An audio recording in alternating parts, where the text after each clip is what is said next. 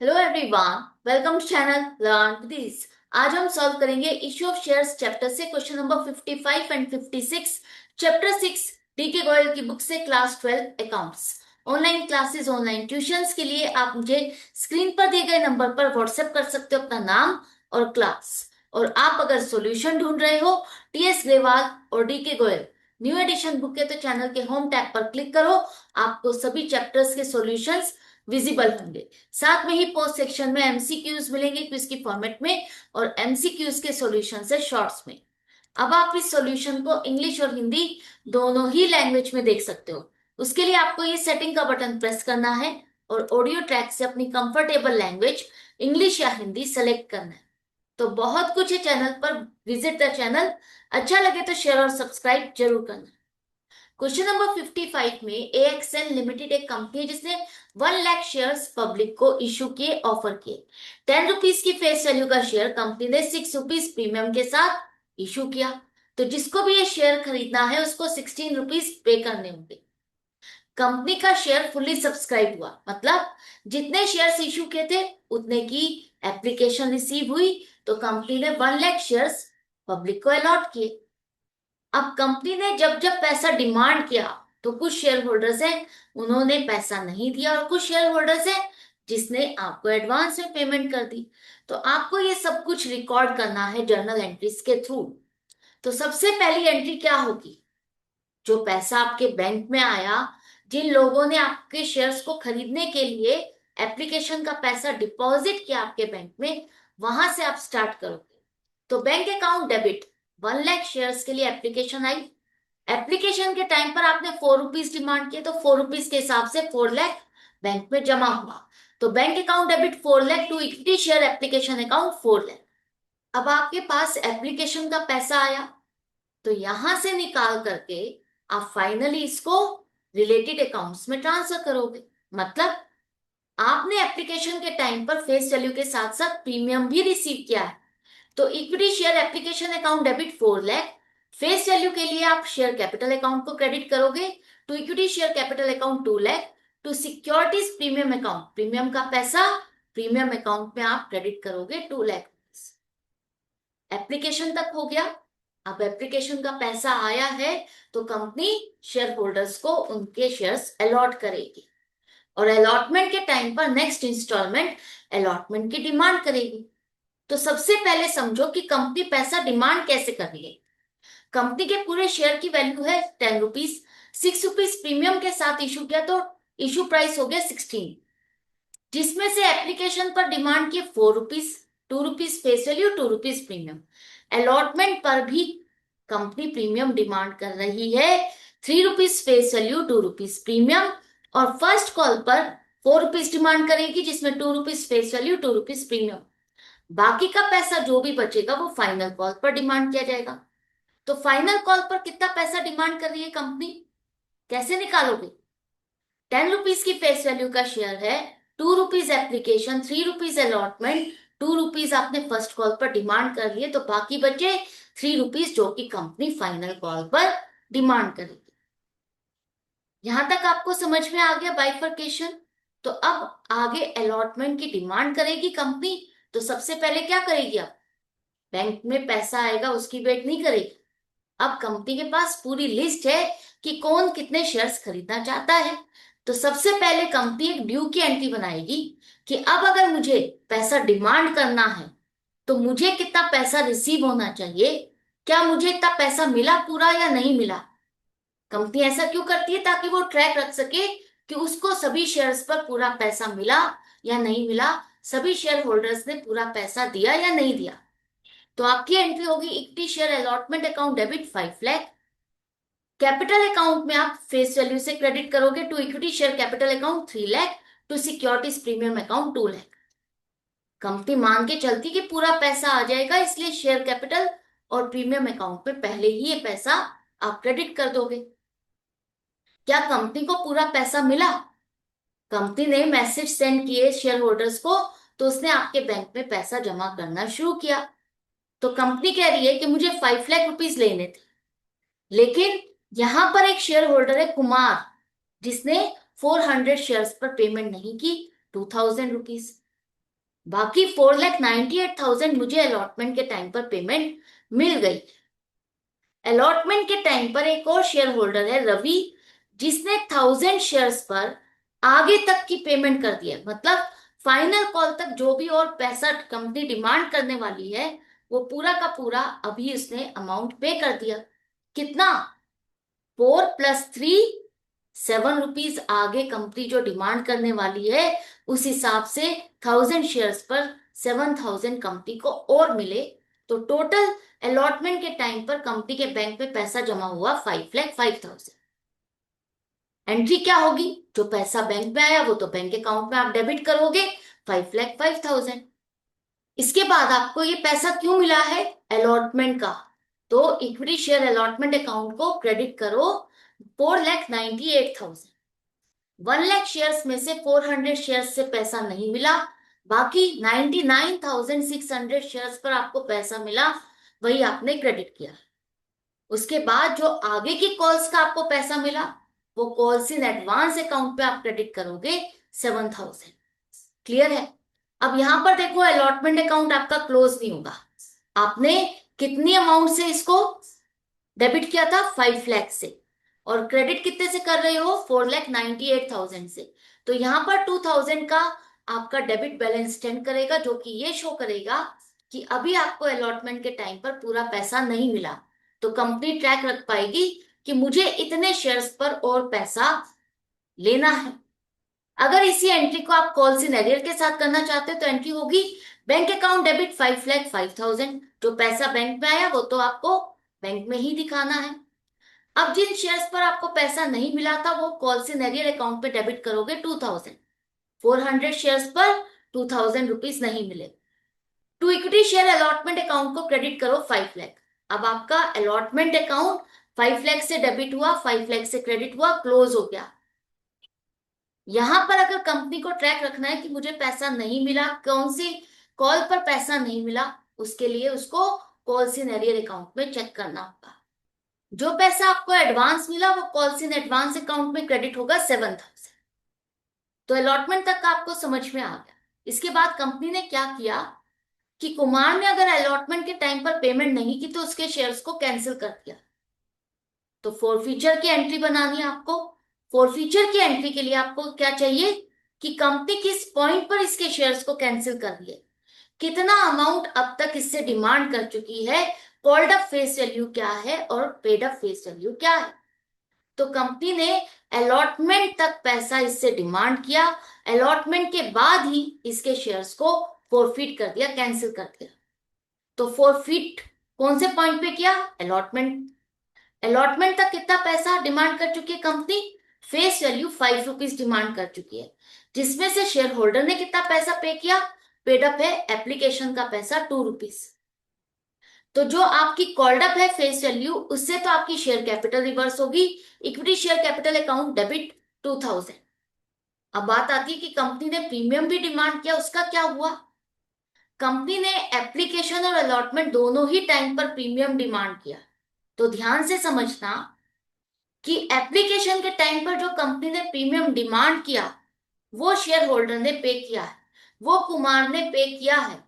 तो 2 rupees premium जो company को मिल चुके हैं वो तो रिवर्स नहीं होंगे, लेकिन जो अलॉटमेंट के टाइम प्रीमियम डिमांड किया कंपनी ने और वो कुमार ने पेमेंट नहीं की, तो 2 रुपीज का प्रीमियम आप रिवर्स करोगे। जितना अमाउंट प्रीमियम का मिल चुका है हम उसको रिवर्स नहीं करेंगे, जितना नहीं मिला बस उसी के लिए आप डेबिट करोगे। मतलब total company 4 rupees premium demand कर चुकी है, जिसमें से शेयर होल्डर से हमें 2 रुपीज का प्रीमियम मिल चुका, जो कि आपके सिक्योरिटीज प्रीमियम अकाउंट पे ऑलरेडी क्रेडिट है। 2 रुपीज का प्रीमियम आपको नहीं मिला, वो आप सिक्योरिटीज प्रीमियम अकाउंट को डेबिट करोगे 800। जितना नहीं मिला बस उतना ही रिवर्स होगा, जो मिल चुका है उसे वहां से निकाल के फोरफिटेड शेयर अकाउंट में ट्रांसफर नहीं करोगे। क्लियर है? अब इतने में से आपको कितना अमाउंट मिला और कितना नहीं? आपने इतना पैसा डिमांड किया तो इसमें से आपको अलॉटमेंट के टाइम पर 5 रुपीज नहीं मिले, 2,000।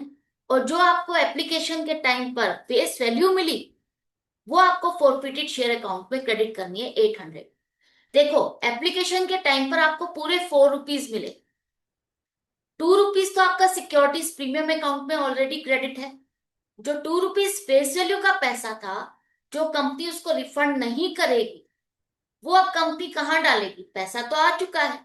तो उसके लिए कंपनी एक नया अकाउंट खोलती है, forfeited share account.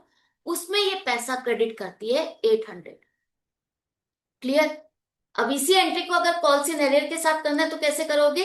Equity share capital account debit 2000, securities premium account debit 800। Allotment के टाइम का पैसा नहीं मिला तो आप कॉल सिनेरियस अकाउंट को क्रेडिट करो 2000 टू फॉरफिटेड शेयर अकाउंट 800। अब कुमार के शेयर्स कैंसिल हो गए तो कंपनी के अब कितने शेयर्स रह गए? 99,600। कंपनी अब आगे फर्स्ट कॉल की डिमांड करेगी तो कितने शेयर्स पर करेगी? 99,600 शेयर्स पर। तो सबसे पहले ड्यू की एंट्री बनेगी, equity share first call account 99,600 multiplied by 4, 3,98,400। Company मान के चलती कि पूरा पैसा मिल जाएगा तो फेस वैल्यू को शेयर कैपिटल अकाउंट में क्रेडिट करो 1,99,200, सिक्योरिटीज प्रीमियम अकाउंट में क्रेडिट करो 1,99,200। क्या कंपनी को फर्स्ट कॉल का पूरा पैसा मिला? कंपनी कह रही है कि मुझे कुछ पैसा एडवांस मिल चुका है। किससे?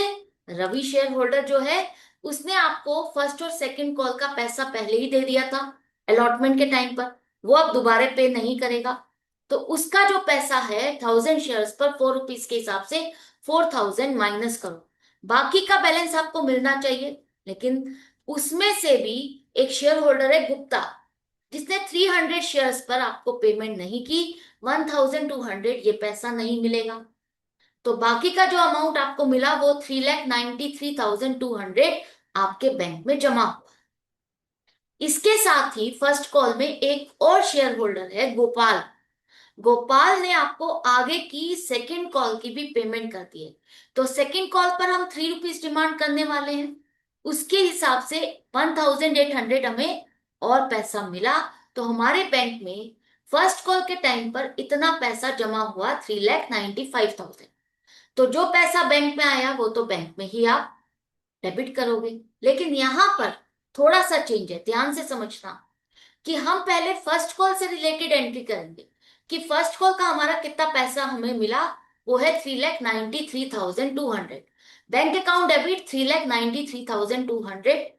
इसके बाद आपको जो रवि का पैसा एडवांस मिल चुका है, रवि का पैसा जो आपको एडवांस मिला था वो कॉल से एडवांस अकाउंट में आपने एक अलग अकाउंट में क्रेडिट किया था। तब तक वो पैसा ड्यू नहीं हुआ था, आपने डिमांड नहीं की थी। अब आपने फर्स्ट कॉल की डिमांड की है तो उसके एडवांस में से उतना पैसा हम निकाल करके कहाँ ट्रांसफर करेंगे? फर्स्ट कॉल में। कि हमारे पास ये ऑलरेडी फर्स्ट कॉल का पैसा आ चुका है। कुछ पैसा बैंक में आया, कुछ ऑलरेडी एडवांस था। तो total equity share first call account में हमें कितना पैसा मिला? 3,97,200। एंट्री को आप कॉल सिनेरियो के साथ करना चाहते तो एंट्री होगी बैंक अकाउंट डेबिट 3,93,200। 300 शेयर्स पर आपको पैसा नहीं मिला। कॉल सिनेरियस account debit 1,200। Calls in advance account debit 4,000 to equity share first call account 3,98,400। अब यहां पर फर्स्ट कॉल अकाउंट क्लोज हो जाएगा और कॉल सिनेरियो अकाउंट आपका ओपन हो जाएगा, जहां से कंपनी ट्रैक रखेगी कि मुझे इतने शेयर्स पर पैसा नहीं मिला। इसके बाद ये तो था फर्स्ट कॉल का हिसाब किताब कि हमें कितना पैसा मिला कितना नहीं मिला। फर्स्ट कॉल के टाइम पर जो आपको सेकंड कॉल का एडवांस मिला उसके लिए आप अलग एंट्री करोगे। वो क्या एंट्री होगी? Bank account debit 1,800 to calls in advance account 1,800। अब बात आती है कि हमने ये दो एंट्री अलग अलग क्यों बनाई। जब फर्स्ट कॉल पर ही हमें टोटल अमाउंट 3,95,000 रिसीव हुआ तो इसी को बैंक में शो करके हमने क्यों नहीं शो किया? वो इसलिए क्योंकि आपकी इस टाइम पर इस ट्रांजैक्शन में calls in advance account debit भी हो रहा है और क्रेडिट भी हो रहा है। तो अकाउंटिंग स्टैंडर्ड्स के अकॉर्डिंग, अकाउंटिंग थ्योरी के अकॉर्डिंग हमें एक ही अकाउंट को एक ही एंट्री में डेबिट या क्रेडिट नहीं करना चाहिए, उसके लिए सेपरेट एंट्री बनानी चाहिए।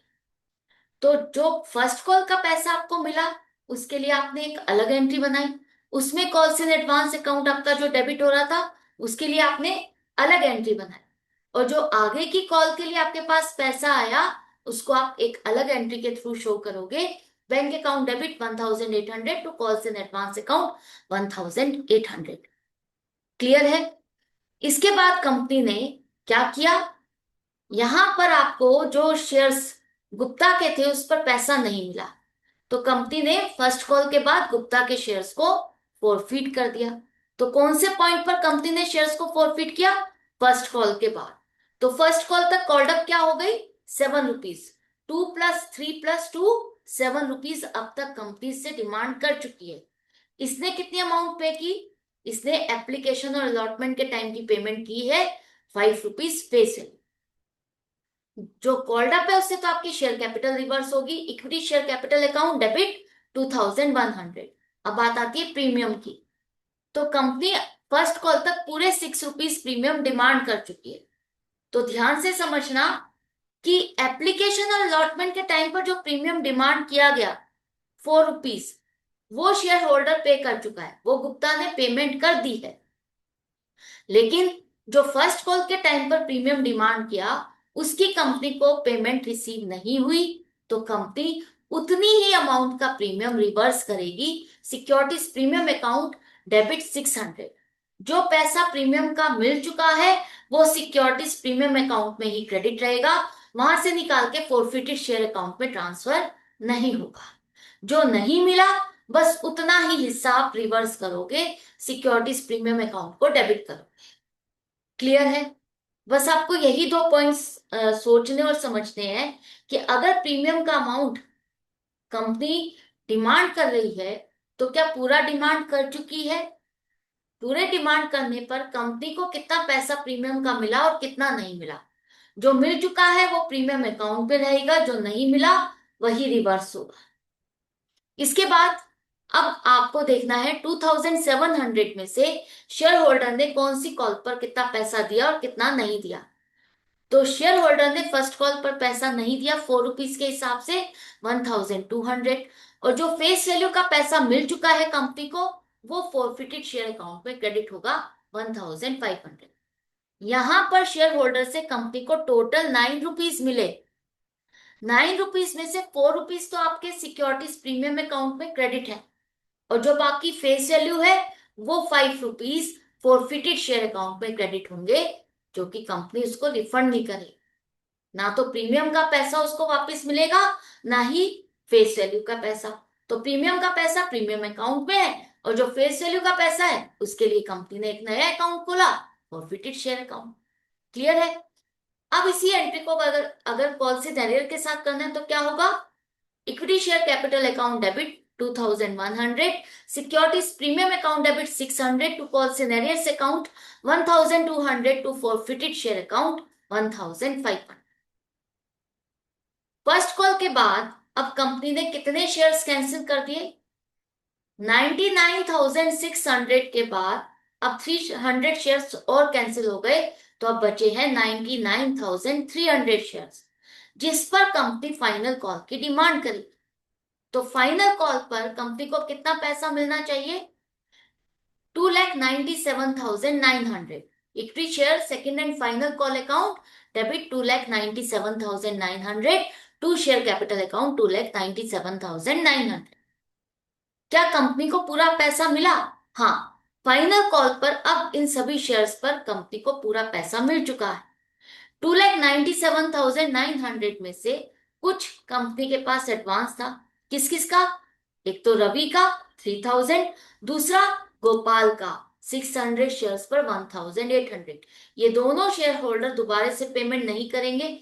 इनका बैलेंस माइनस करने के बाद बाकी का अमाउंट हमारे बैंक में आया, बैंक अकाउंट डेबिट 2,93,100। और जो पैसा आपका कॉल्स इन एडवांस अकाउंट में था वो वहां से निकाल के आपने डेबिट किया, ट्रांसफर किया। Calls in advance account debit 4,800 to equity share second and final call account 2,97,900।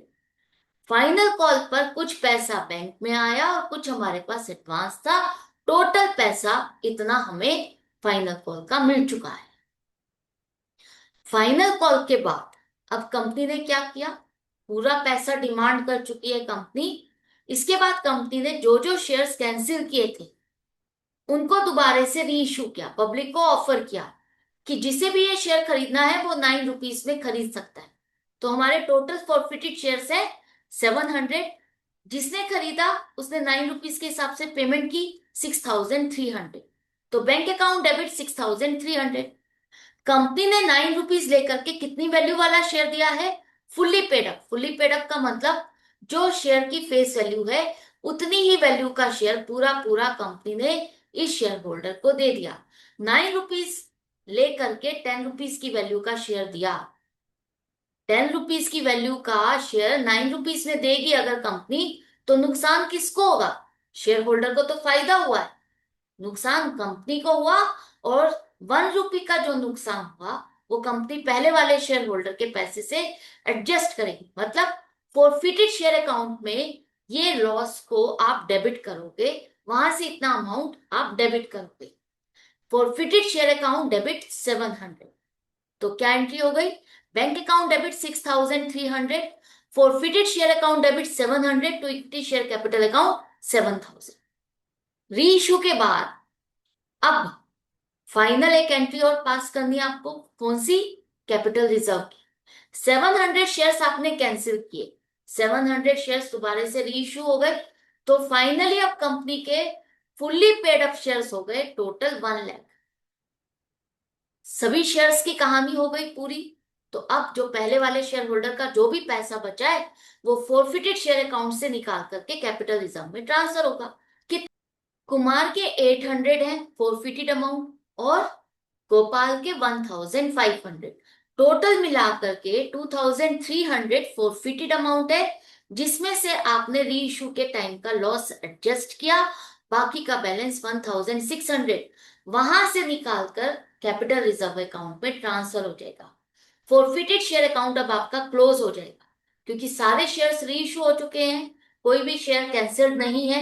जो भी अमाउंट वहां पर बैलेंस है वो कंपनी का गेन है, प्रॉफिट है, तो कैपिटल रिजर्व में ट्रांसफर होगा। ये क्वेश्चन कंप्लीट हो गया। आई होप समझ में आ गया आपको। इसके बाद क्वेश्चन नंबर 56। प्रायुज लिमिटेड एक कंपनी जिसने 2,000 शेयर्स को कैंसिल किया। 10 रुपीज की फेस वैल्यू का एक शेयर है।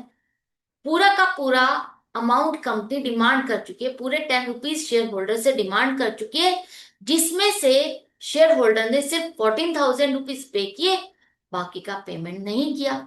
तो कंपनी ने शेयर्स को कैंसिल कर दिया। कैंसिल करने के बाद इसमें से 50 शेयर्स को री इशू किया और री इशू करने पर आपको सारी जर्नल एंट्रीज बना। तो सबसे पहले कंपनी ने शेयर्स को अगर फोरफीट किया तो फोरफीचर एंट्री के लिए आपके पास क्या होना चाहिए, कॉल्ड अप।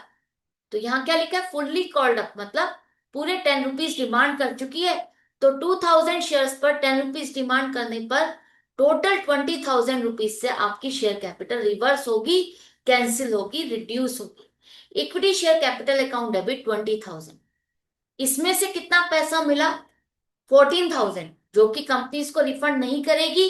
तो टू फॉरफिटेड शेयर अकाउंट में क्रेडिट करो 14,000। बाकी पैसा जो नहीं मिला 6,000।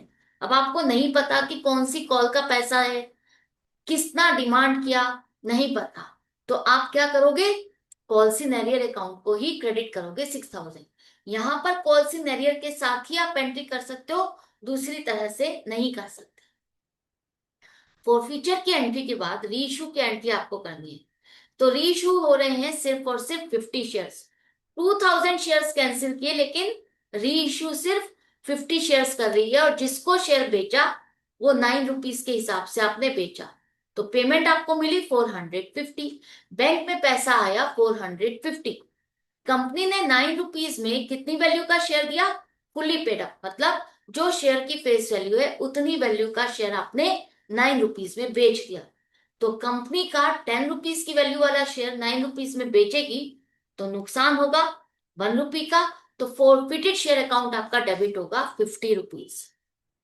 अब 50 शेयर्स की कहानी पूरी हुई है, तो इससे रिलेटेड जो भी पहले वाले शेयर होल्डर का पैसा था उसमें से लॉस को एडजस्ट करने के बाद जो भी बचेगा कैपिटल रिजर्व में ट्रांसफर करना है।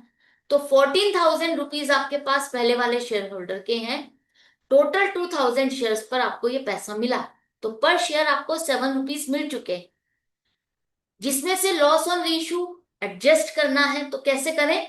50 शेयर्स का फॉरफिटेड अमाउंट 350, लॉस 50 एडजस्ट करने के बाद 300 कैपिटल रिजर्व में आप ट्रांसफर करोगे। तो forfeited share account debit 300 to capital reserve account 300। अब यहां पर देखो, आपको फॉरफिटेड शेयर अकाउंट भी बनाने के लिए कहा है, तो देखो यहां से आपको पता चलेगा क्या हमारा ये अकाउंट क्लोज हुआ या नहीं हुआ। हमारे पास टोटल 14,000 रुपीज आए थे, आपने यही अमाउंट क्रेडिट की थी फॉरफिटेड शेयर अकाउंट में by equity share capital account 14,000, जिसमें से आपने कुछ शेयर्स रीइश्यू किए, तो उसके टाइम पर लॉस हुआ था 50 रुपीज का, वो आपने एडजस्ट किया, तो to equity share capital account 50 rupees. इसके बाद जो 50 शेयर्स पर ही आपका बाकी का फॉरफिटेड अमाउंट था, वो आपने फॉरफिटेड शेयर अकाउंट से निकाल के कैपिटल रिजर्व में ट्रांसफर किया था 300 रुपीज। अब जो बैलेंस बचा वो आपका 1,950 शेयर से रिलेटेड है, जो पहले वाले शेयर होल्डर का बैलेंस है। तो टू बैलेंस सीडी 13,650, ये रिप्रेजेंट करता है कि आपके कुछ शेयर्स अभी भी कैंसिल्ड हैं और इस अकाउंट में पहले वाले शेयर होल्डर का पैसा जो हमें मिला था वो इतना बचा हुआ। तो ये अकाउंट आपका बन गया। आई होप आपको क्लियर हो गया। तो इसी तरह से आपको कनेक्टेड रहना है, सीखते रहना है, समझते रहना है। अगर अभी भी डाउट है, कंफ्यूजन है, तो कमेंट सेक्शन में लिख करके पूछ सकते हो। वीडियो हेल्पफुल लगे तो लाइक का बटन प्रेस करना और ज्यादा से ज्यादा फ्रेंड्स में शेयर करना। हम मिलेंगे नेक्स्ट वीडियो में नेक्स्ट क्वेश्चन के साथ। Goodbye and take care.